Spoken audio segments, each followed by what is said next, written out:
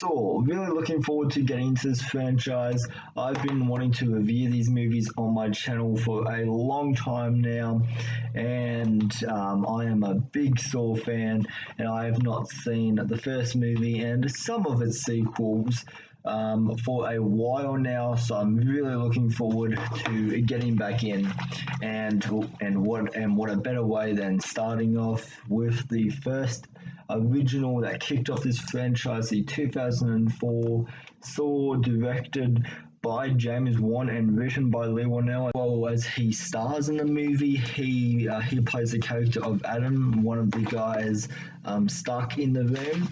And I have just over one page of notes for this movie. So yeah, so let's get into it. I cannot wait. So yeah, let's get into it. So the movie starts off with Adam waking up from the bathtub, and as the bath drains the key to unlock Adam's survival gets swept down the drain as well. So, which that the key would have been Adam's only chance of survival. It's either unlocking himself or cutting off his own foot, like Dr. Gordon did at the end of this movie.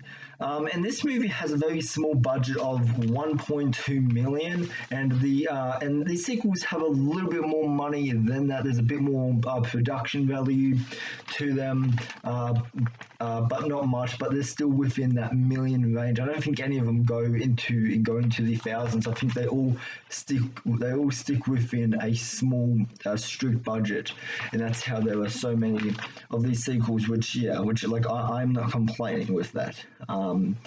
Because there's 8 movies, and this franchise is still going since the release of Spiral that came out recently, and there's a ninth Saw movie in development at Lionsgate. So yeah, this franchise is still growing strong. But yeah, I am not complaining. I'm glad that there's more than one movie, because they made a big universe out of this, and made a big timeline, and all these stories like connecting as one story.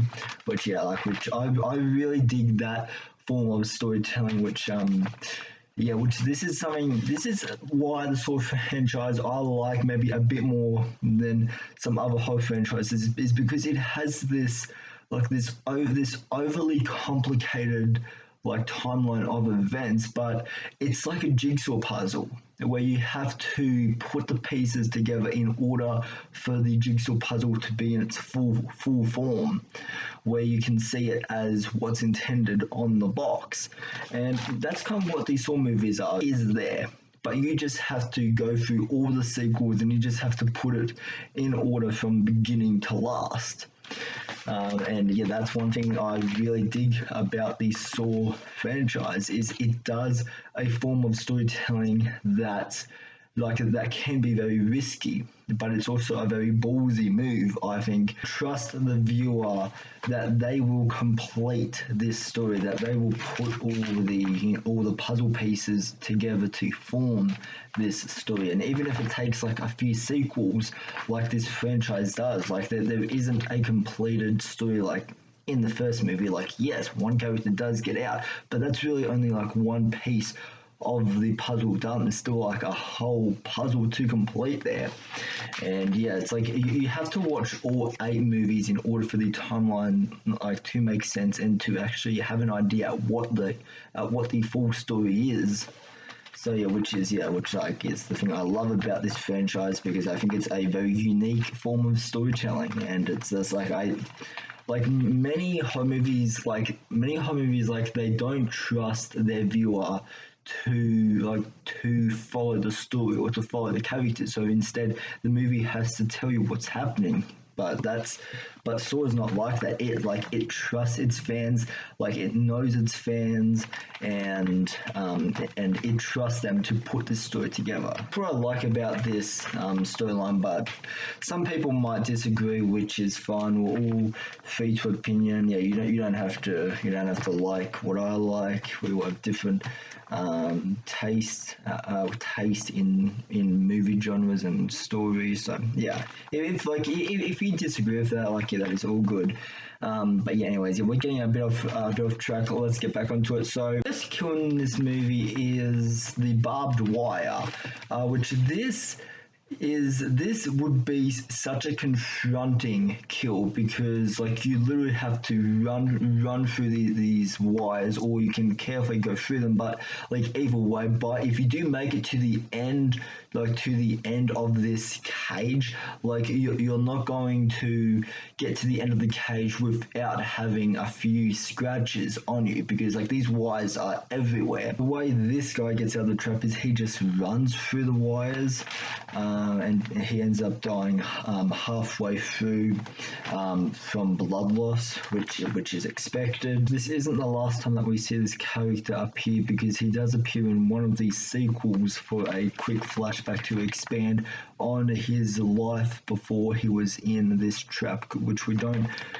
get much of it in this movie, but it is explained as far as the character's mindset and emotions. It is expanded on in one of these sequels, which like that's just what I mean. Is like this timeline, it's so big that like they can go back to a character we haven't even seen for like 4 or 5 movies and make a compelling story out of that. And it's just like, yeah, like that's what I love about this franchise, as I've said. And the second trap in this movie is the wax kill, which this is a difficult trap to survive, and this is almost unsurvivable. Okay, so there's a couple of elements that make up the wax kill in this one.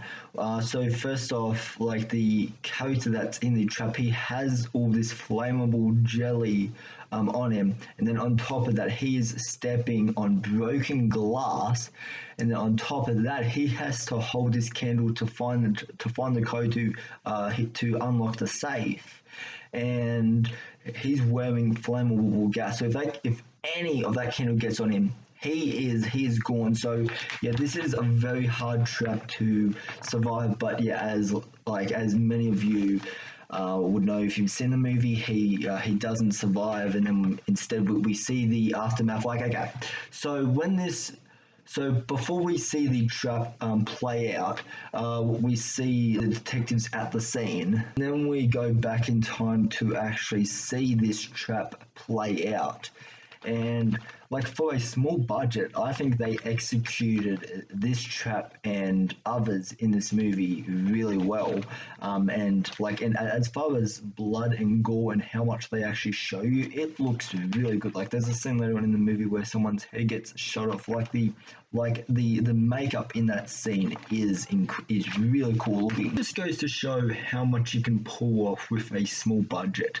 And for myself, who's trying to get into the industry and making short films at the moment, like I can tell you that it is really damn hard to pull off a budget to create all this stuff, and to see that this whole franchise started off as a little short film on the internet, like that James Wan and Lee Wannell made when they were in college. Like, it is insane to me that they actually got the money. They got the money, and they got all the cast and crew together, and they made their feature-length film of a film they made when they were in college. Like they stood clear of their dream, and it's just like that is so damn hard. It's so damn hard to make fan films, and in the amount of pre-planning for it, and then actually getting into filming it, and then editing it, and then music, and then ADR sessions, and all of that shit that goes into the movies that are made for us nowadays is insane. And that brings up another point, is this franchise was made 1 year apart for 6 years. There's 7 of these movies altogether, and it's in the amount of pre-planning like pre-planning, the amount of like story connections, because like I said, this has very common in storytelling, the amount that this story makes sense, like finishing one movie and then going straight onto a sequel is insane to me, at how well this damn story flows, and at how like it shows, like the early life of John Kramer and the sequels, and like it's insane to me like how well this timeline works and how well it makes sense, because making sense of the timeline is like one of the most important things you have to do if you want to, if you want to make, a big story universe like this one. Is it has to make sense. You can't really leave many details out, because all of those details do add to something, like in the timeline. I think this franchise does that amazing. So yeah, the Jigsaw planning reverse bear trap in a hospital bed. So yeah, there's actually like a small little scene when Johnny Kramer is laying in the hospital bed, and you see him working on the design for the reverse bear trap. It's a small little detail, but like yeah, that is really cool, because that's a trap that he uses later on for Amanda. So yeah, I felt like that was a cool little detail there. So yeah, and then we get our first look at Billy the Puppet, which he's iconic at this point in the franchise. Like there's been 9 movies now technically because of Spiral, but that's not really classified like as a Saw movie, because it's its own universe on its own, as the director has said in interviews. But I think 8 movies, like all together, but yeah, 9 if you're including Spiral. But in Spiral there was a different puppet in that movie to the one that's in this. But like I said, that's a franchise all on its own. Like that's a movie that's kind of separated from this, even though it does exist in the universe of Saw, it doesn't follow the same story. It's a copycat killer in that movie. So yeah, but yeah, we get our first look at the puppet, which he's iconic at this point. Like symbols in this franchise, and the spiral, like that's in this movie a lot. That's this franchise like most iconic symbol that pops up in a lot of the traps and just in random places, like within within the games. So yeah, he introduces the fast cut editing as we all know and love from the sequels. Like this introduces it in the trap scenes by having by having them like overly sped up, and but it's just like that's something that we expect now in these sword traps, and even Spiral does it. Like even Spiral brings back like the iconic, like it's an iconic like trademark in this franchise now. Is like we go to a Saw movie, and in the traps we expect the overly sped up like fast cut editing. But yeah, you can thank this movie for that trademark in this franchise, because it introduced it. And then we're introduced to Amanda's trap in this film, where she has the iconic reverse bear trap on. This is another iconic trap within the Saw franchise. This trap has been teased like to death in the future sequels, and I'll explain why in a minute. But yeah, and so like Amanda, she plays by Jigsaw's rules, and as a result of that, she survived. And the reason why she's in the trap in this movie is due to a drug addiction. So like that's the reason why John Kramer has put her in this trap, is to teach her a lesson about her own life, which that's been the message about this whole franchise. That's the message that John Kramer is trying to get across to all of his victims. There's a reason why all of them are put into this trap. It's something that they have done. it's something that they have done, or it's something that other people have done to them. And his, I guess, his moral message in this franchise is cherish your life. In one of these sequels, they explain how he got that quote or got that tagline. But yeah, like that's always been his. Like people haven't just been in. Like there are the occasional victims in this movie that are there that don't really. That you're not really sure why they're in this trap, because like their past isn't really explained all that well. Like there are a few traps from memory. Then if you survive the trap, like you come out as a new person, like you are reborn as John Kramer would say. So you're put in the trap for one reason, and you come out like a completely new person. So yeah, which like I don't agree with how he goes about this, but I think he's serving a cool message here. But it's just the way he goes about it. Like I don't think that is right. And people can make the argument. That like that John Kramer isn't really the one killing him. Which yeah, you are correct. On one hand, it's more the victims, like the victims in the traps. Like they are given the choice, like live or die. Make your choice, as John Kramer says every single trap like in this franchise. Like it's up to the victim on whether or not they cherish their life enough to live. So yeah. And Amanda, yeah, she survived her trap. Dr. Gordon Grimm was John Kramer's doctor. So yeah, like a fun little fact there, which that does come back into play in this timeline again. And then upon this viewing of the movie, I noticed this was my first time noticing this. I noticed a Black Christmas reference when Zed looks through the hole in the closet, like the cinematography on it looks very similar. Like if you line up with the shot from this movie and line up the shot from Black Christmas, it's like that they look very identical. Like when it comes in terms of cinematography, and lighting, they both look very similar. And then he says the line, "Good night, little girl," which like that whole scene is genuinely really creepy. Like his delivery of that line, like is really good. And it's just like that is every child's nightmare. That's every child's nightmare. Like is the boogeyman under the bed, the boogeyman in your closet. And for this movie, that is actually true. The boogeyman is in your closet.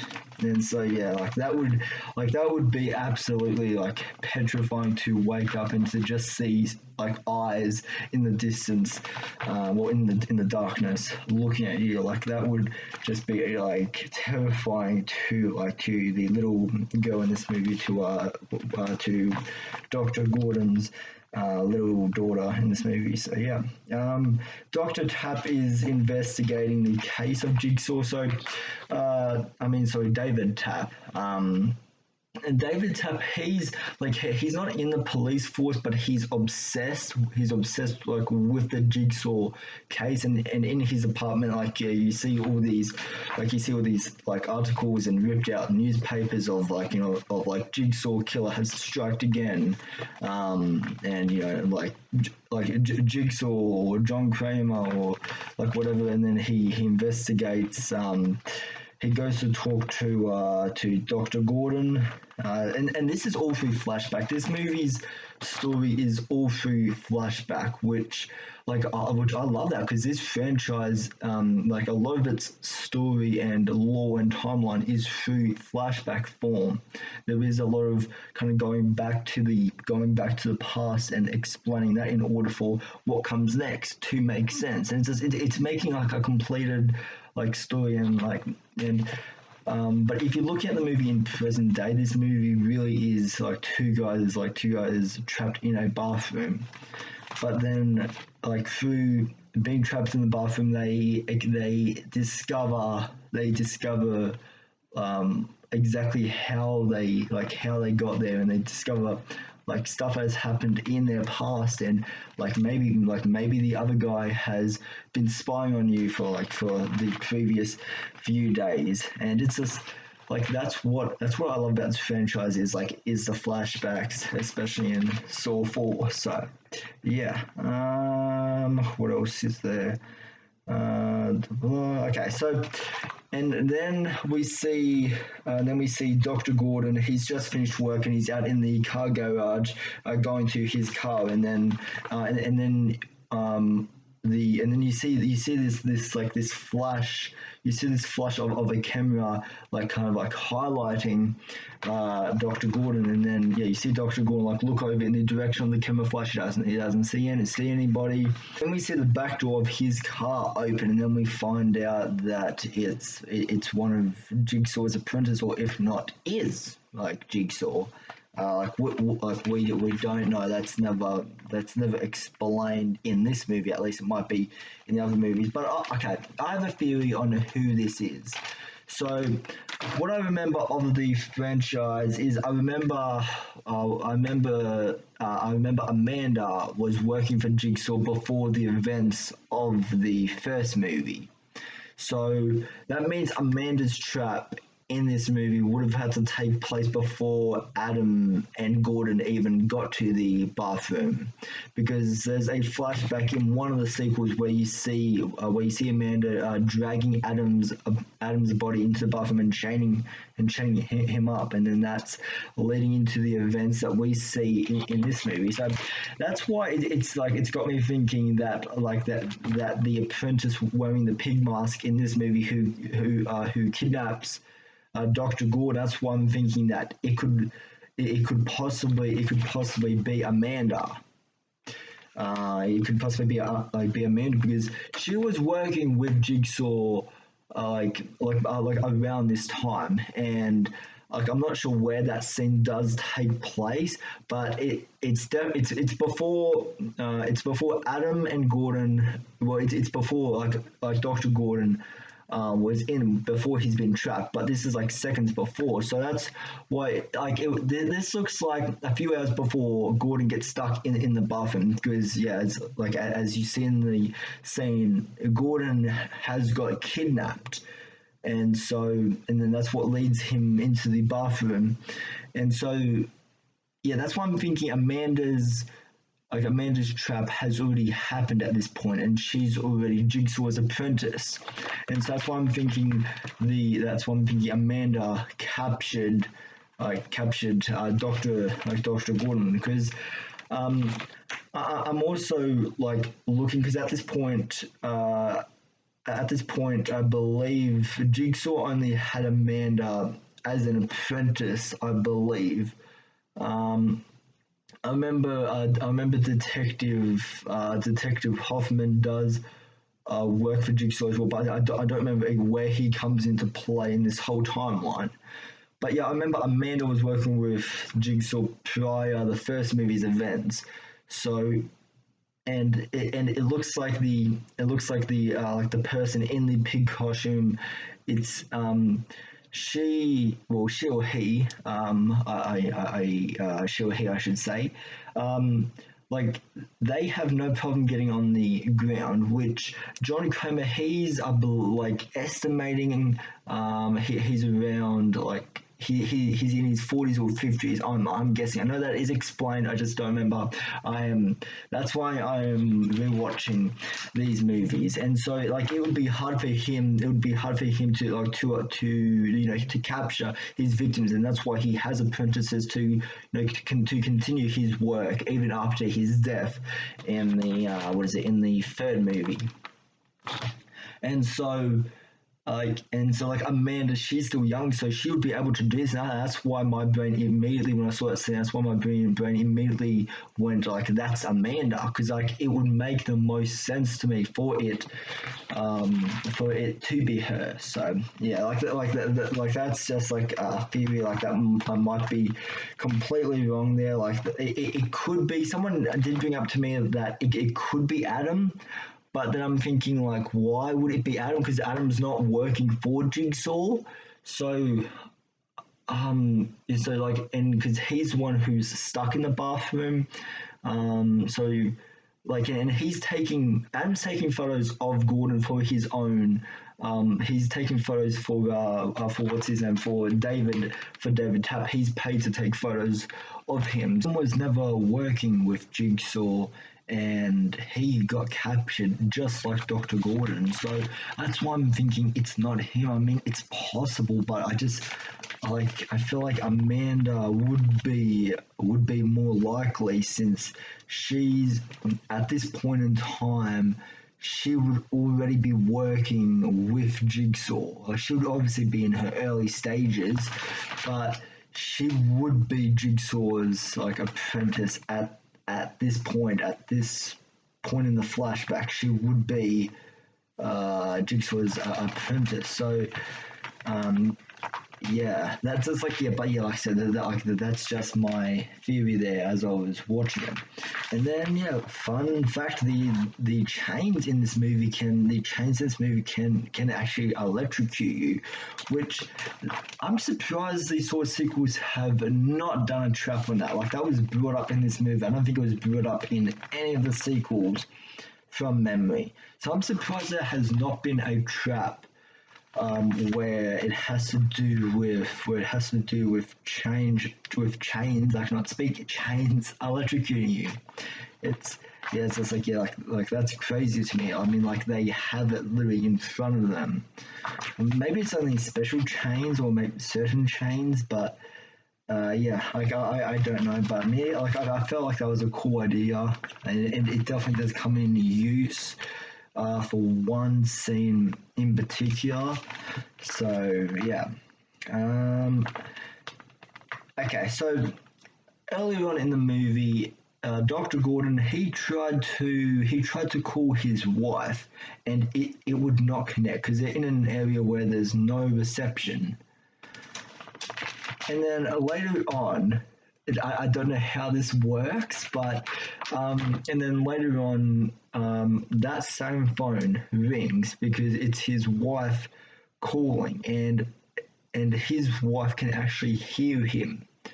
What happened to no reception? Like, Dr. Gordon, he tried to call earlier, he could not connect. So, like, at that point, I thought maybe the phone wasn't working, but obviously it's a phone. It's a phone that works. So, like, I'm wondering, like, why it rings. I understand that his wife would be in an area where there is good reception, but then how, like, on Dr. Gordon's end, it would be like breaking up, and you would be able to hear maybe like every second word.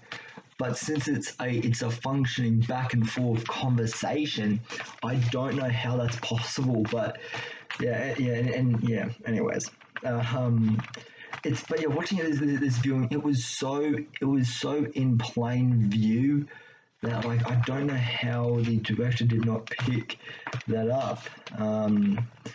So yeah. But and then we find out Zepp was working for Jigsaw in this movie, and his job was to hold his wife and daughter hostage, as I said before about the Black Christmas reference. Um, this is a continuation, I guess, from that little scene earlier. But yeah, it was to hold his wife and daughter hostage and keep an eye on Gordon. So Zepp, he had access to the security cameras that were in the bathroom where Adam and Dr. Gordon are located.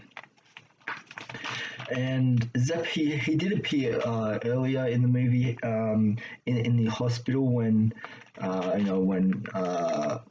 John Kramer was in the hospital bed, and Dr. Gordon was talking to some patients.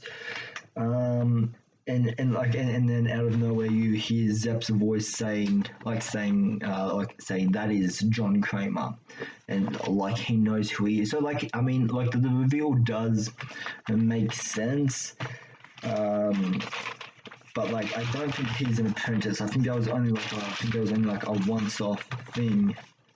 And yeah, it's like in the timeline of these movies, I don't think I don't think he appears in any of these sequels. I think it's only in this movie. I think he briefly appears in Saw 3 and Saw 3D.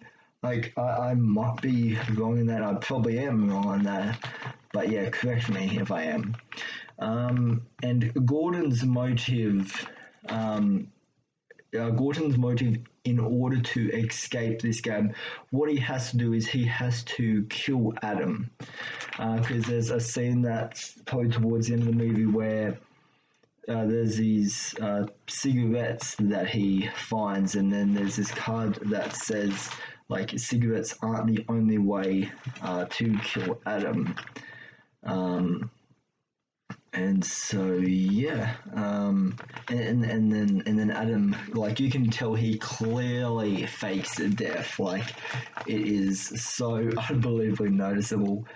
But yeah, so yeah, that's Gordon's, like, motive in this game, or that's his objective in order to escape, is to kill Adam.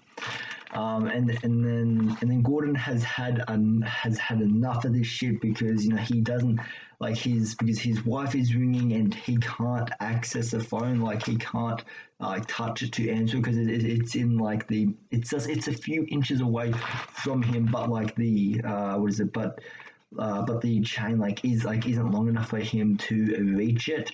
And so yeah, he's like pissed off. He just wants to get out of here. He wants to go, see his wife and kid.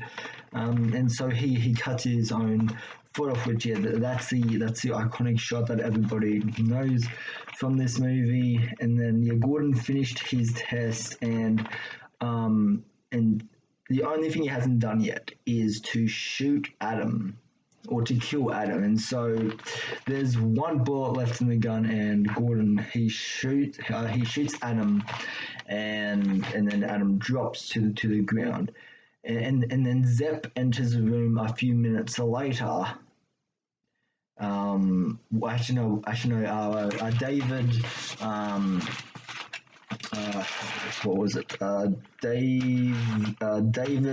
David Tapp, the investigator on this whole case. He runs after Zepp, and Zepp ends up shooting him, and then that's when we find Zepp in the bathroom. That's what leads him into the bathroom, because the 7 hours is up, and he has to go kill Dr. Gordon. But then when Zepp enters the room, Adam grabs his foot, and takes him down to the ground. And so Adam, he's still hooked up to the chains. He's still hooked up to the chains, and then after Dr. Gordon leaves the room, and Zepp is still alive in this movie, I believe. I don't remember him dying. I think he's still alive, but he's just never really mentioned in any of the sequels. What else? And so after Dr. Gordon leaves, the iconic twist ending, and this is a twist in that each time I watch this movie, it's shocking, because, like, you see this dead body, and it's never even clearly, like, I mean, like, yeah, you see it at the beginning of the movie when the movie does, like, the 360 shot, like, around the dead body, because like the on the tape it said that, like, this is what happens when poison goes through your body, and he has a gun because he was going to shoot himself. But yeah, like, this twist ending, each time I watch this movie, this twist is just so shocking, because it's not the main narrative of the movie, and it's the camera very rarely lingers over the dead body, so it's not noticeable, and that's what makes this twist ending just so shocking, is because, yeah, you don't see it, like, you don't see it coming. So yeah, like, this is a twist I absolutely love, and that's what this franchise is known for, is having a twist ending. And yeah, there's some great twists in this franchise, which I love. But yeah, like, this first movie, it always gets me. like every time I watch it, it's just I know it's coming, but it's like it's that it's that it's that suspense, like you're waiting for it to happen. And so yeah, it's like I really dig the twist in this movie. But yeah, that's the first Saw movie out of the way. Yeah, and I cannot wait to get into the sequels. This is the only movie in the franchise that James Wan and Lee Whannell like directed and wrote together. Because I know the sequel was, I believe, was written by. I mean, I think Lee Whannell. I think he has story credit. Like I know James Wan and Lee Whannell. Like they're still involved in this franchise. Like their last movie is Saw. Was it Saw? It's either Saw 3 or Saw 4 is their last movie that they're involved in. But yeah, in the other movies, they have like story credit and writing credit and executive producer credit, I believe. So, but yeah, as far as directing, yeah, this is the only movie in the franchise that they will direct. But yeah, like for a movie with this short of a budget, they did some really cool stuff and they made an iconic franchise out of this. And yeah, I think this is a really damn good independent horror movie, and just knowing that this little movie like launched off like an entire franchise like is insane to me. So yeah, I'm looking forward to getting to the sequels. I haven't seen some of them in a while. Um, I saw Saw two. That's like that sounds weird. I saw Saw two a few weeks ago. So that movie's recent in my brain, but I haven't seen like Saw three and the sequels following that. So yeah, I'm looking forward to getting into this franchise. It's going to be fun. Yeah, thank you to everyone who, because I put up a poll on my Instagram saying like, would you like me to cover the Saw franchise on my channel? And the answer was overwhelmingly yes. I could have mentioned that at the beginning of this video, but yeah, better late than never, I guess. So yeah, and yeah, like yeah, thank you to everyone that said yes, because this has been a franchise I've been wanting to cover on my channel for maybe a year now. This is a franchise I really like, and I cannot wait to get into. So anyways guys, yeah, that is my review for Saw. Let me know down in the comments, have you seen Saw? What did you think of it? Did you like it? Did you think it was mad? Or did you really not like it? Let me know all your thoughts and opinions down in the comment section down below. So anyways guys, I hope you have a good rest of your day, evening, or night, wherever you are, and I'll see you in the next video. All right, bye.